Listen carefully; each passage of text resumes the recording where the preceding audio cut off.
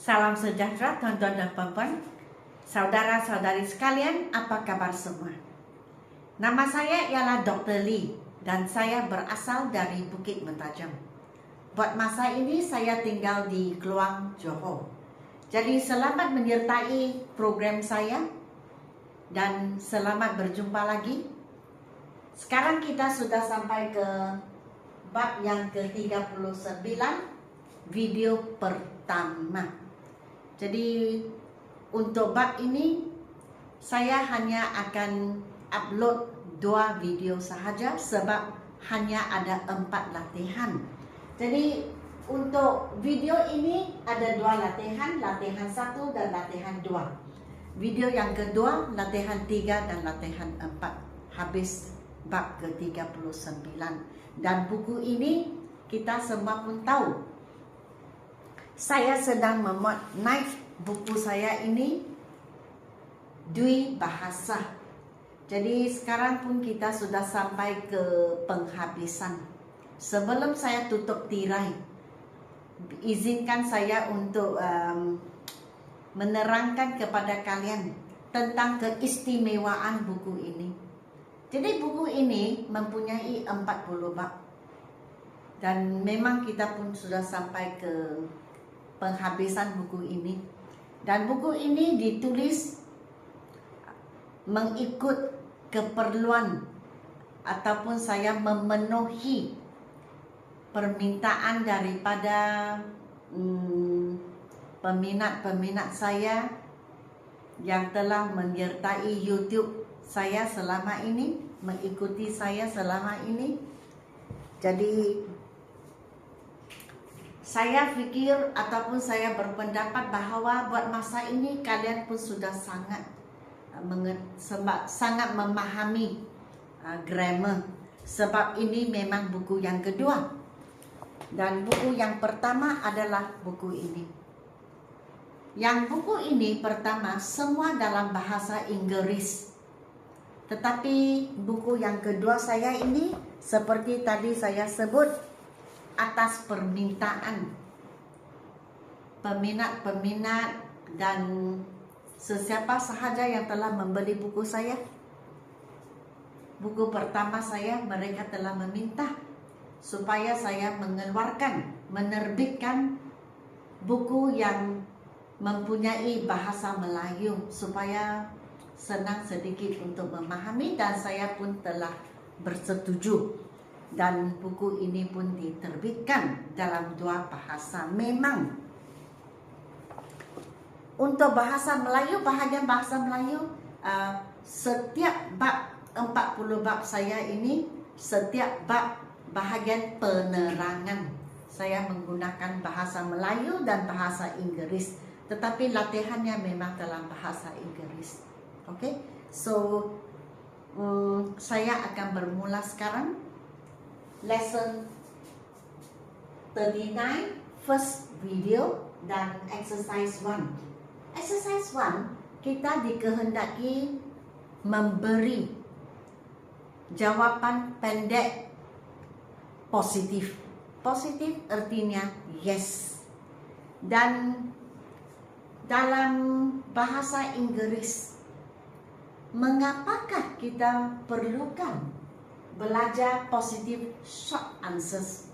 Jawapannya hanya 3 patah perkataan. Mengapa? Sebab ini adalah untuk pertuturan. Waktu kita bertutur, kita boleh pendekkan. Kita tidak payah menyebut ayat yang panjang, tidak perlu. Kita boleh pendekkan. Dan ini adalah secara tidak rasmi, secara informal. Waktu kita bertutur dengan sesiapa juga, kita boleh gunakan cara ini. 3 patah perkataan sudah memadai, sudah cukup pun. Jadi izinkan saya untuk membaca. Jikalau kamu tidak mempunyai buku, tidak mengapa juga. Tetapi jikalau kamu di hadapan saya sekarang dan mempunyai buku ini, silalah ke muka surat 112.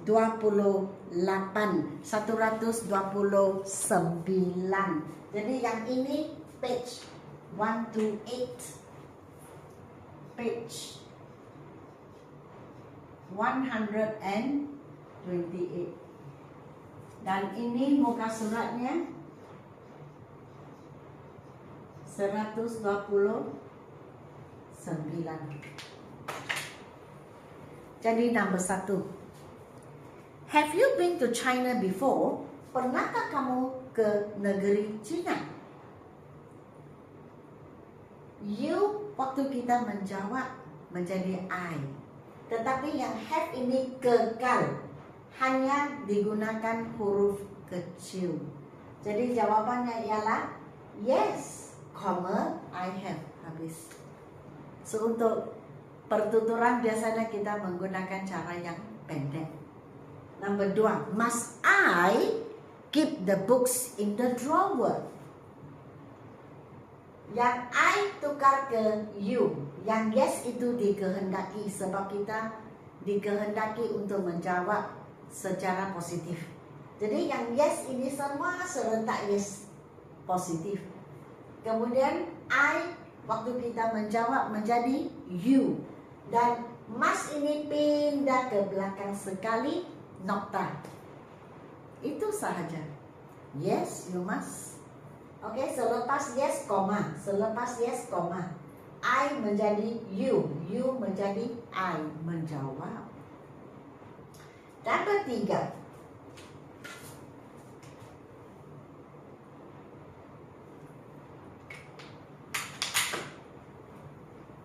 Should he tell his parents about his plan? Jawabannya ialah yes, sebab ini adalah arahan untuk memberi jawaban dalam positif. Jadi yes, kemudian he sama. Should pindah ke belakang sekali huruf kecil. Jawabannya yes, he should. Number 4. Does she jog in the park every evening? Sama juga yes, she pindah ke belakang yes dan does di belakang she. Jadi kita boleh melihat have di belakang orang, must di belakang orang, should di belakang orang, does di belakang orang. Jawaban. Kalau soalan have di hadapan orang, must di hadapan orang, should di hadapan orang, does di hadapan orang. Kalau di belakang orang, nokta. Kalau di hadapan orang, tanda soal. Fahamkah tidak? Oke? Dan does she jog in the park every evening? Yes, she does. Yes, she pindah ke belakang yes dan does di belakang orang, nokta. Oke, kalau soalan di hadapan orang, kalau nokta di belakang orang. Were they cleaning the house the whole morning? Sama juga yes, they di belakang yes, were di belakang orang, nokta. Maksudnya ya, mereka sedang membersihkan rumah. And number 6. Is it raining heavily now? Sekarang hujan lebat kan? Ya, sekarang hujan lebat. Tapi kalau pendek, yes it is sahaja. So, yes dulu, it di belakang yes, dan is di belakang sekali, di belakang it, di belakang ganti nama. Jawaban kita mesti dalam ganti nama. I, you, we, they, he, she, it. Ganti nama. Kita mesti tukar. Jikalau seperti ini the sun, kita tukar terus ke it. Kita tidak sebut the sun lagi. Sebab seperti saya sebut tadi, jawaban kita 3 patah perkataan. Oke? So, lihat is di mana? Am, is, are, has, have, had, should, must di mana? Can, could, shall, should. Will di mana? Kalau di depan sekali, di hadapan orang, soalan. Kalau di belakang orang seperti ini, nokta. Sebab ia menjadi ayat. Okay? So, is it raining heavily now? Jawapan yes, it pindah ke belakang yes dan is di belakang it. Sebab sekarang kita memberi jawapan. Maksudnya kita membekalkan ayat. Oke, kita bukan bertanya soalan. Sebab itu is di belakang it. Kalau is di hadapan it, ya memang soalan. Oke? Are you taking part in the drawing competition? Adakah kamu mengambil bahagian dalam pertandingan melukis? Are you? Jadi jawaban, ya, saya mengambil bahagian dalam pertandingan melukis. Tetapi cara pendek, ya, ada. Ya, saya ada. 3 patah perkataan. So, answer, yes, I am. So, you menjadi I di belakang yes. Kemudian A di belakang sekali, di belakang orang. Sebab kita memberi jawaban, kita bukan bertanya. Kalau bertanya di hadapan orang. Okay? Was the sun shining brightly yesterday? Adakah matahari bersinar dengan terang kemarin? Ya, ada. So answer, yes it was. Yes, the sun tukar ke ganti nama it. Seperti saya sebut tadi, jawaban kita 3 patah perkataan, bukan 4. The sun itu kita mesti tukar ke ganti nama it. So yes it, kemudian was pindah ke belakang sekali. Yes it was. Do you play football in the evening? Yes, you menjadi I. Do pindah ke belakang sekali huruf kecil nokta. Ada kamu bermain bola sepak pada waktu petang? Ya, saya ada. Yes, I do. Okay? Dan ini, will they arrange the books on the shelf? Adakah mereka akan menyusun buku-buku di atas rak? Ya, mereka akan. 3 patah perkataan. Yes, they will. Oke, yang they di belakang yes dan will di belakang orang nokta. Itu sahaja. Alright? Sebelah sana. Give the negative short form. The negative short answers. Sekarang kita mesti gunakan no. Sebab negatif. Kita diberi arahan seperti itu. So, sama juga. Kalau negatif mula dengan no, no, no, no, no, no, no, no. Kemudian orang dulu selepas no. Jadi no you, no she, no she, no he, no they, no you, no I, no he, no she. Orang. Selepas orang barulah will menjadi won't. Did menjadi didn't. Could menjadi couldn't. Does menjadi doesn't, were menjadi weren't, shall menjadi menjadi won't, bukan shall.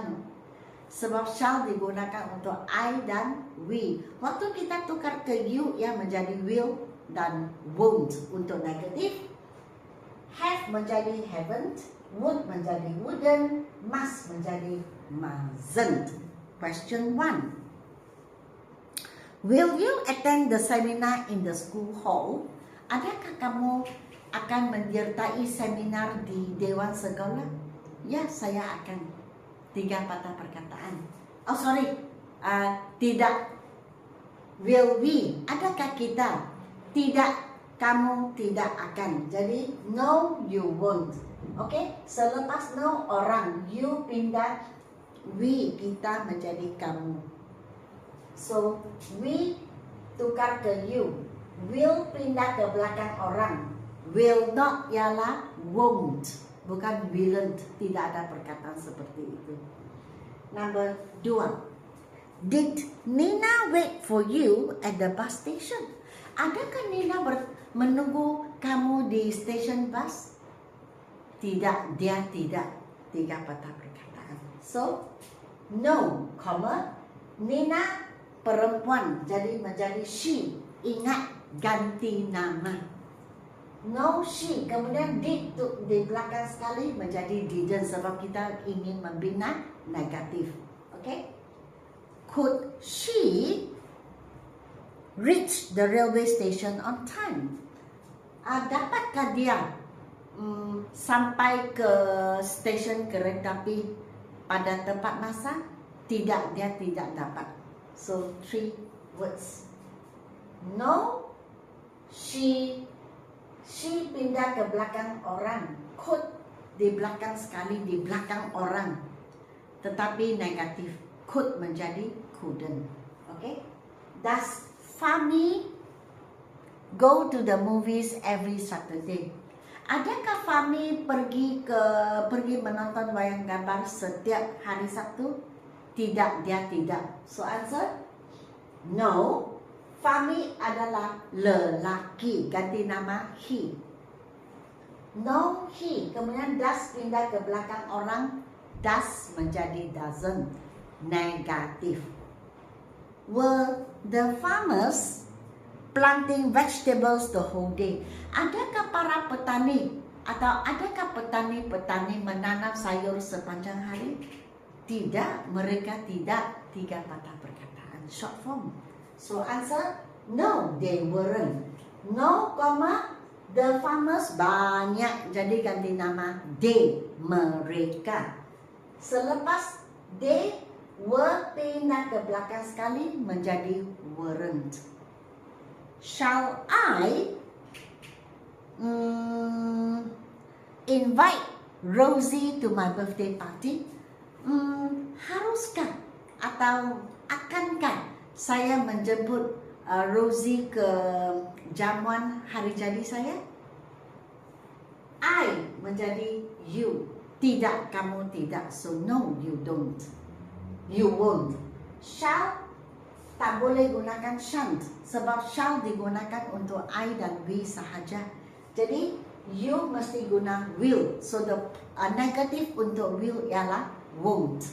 Jawapan no, you won't. Have you informed the members about the trip to Ipoh? Sudahkah kamu memberitahu ahli-ahli tentang the trip to Ipoh, perjalanan ke Ipoh? Have you? Sudahkah? Tidak, saya belum. So you menjadi I, have menjadi haven't. Would he help us arrange the tables? Adakah dia akan membantu kita menyusun meja-meja? Tidak, dia tidak akan. So no, he wouldn't. Would menjadi wouldn't, he pindah ke belakang no. So answer no, he wouldn't. And the last one, must Era come for the meeting? Mestikah Era datang untuk mesyuarat? Tidak, dia tidak mesti ataupun dia tidak harus, tak katakan. No, she mustn't. Dia tidak mesti. Dia tidak dimestikan, mungkin begitu ya. So answer no, she mustn't.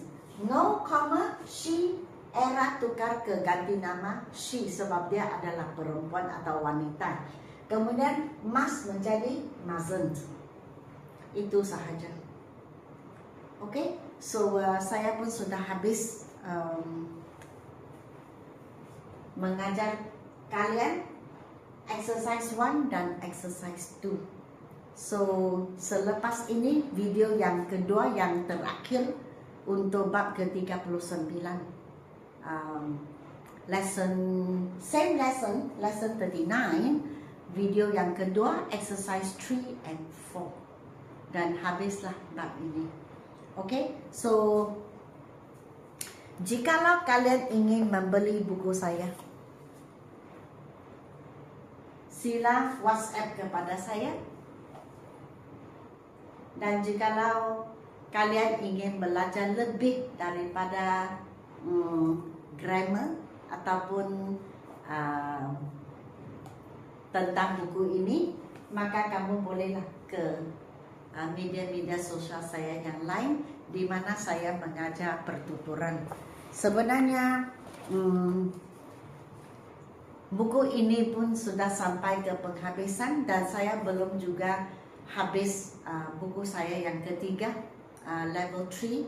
So selepas saya habis buku ini mewarnai video, saya akan mengajar kalian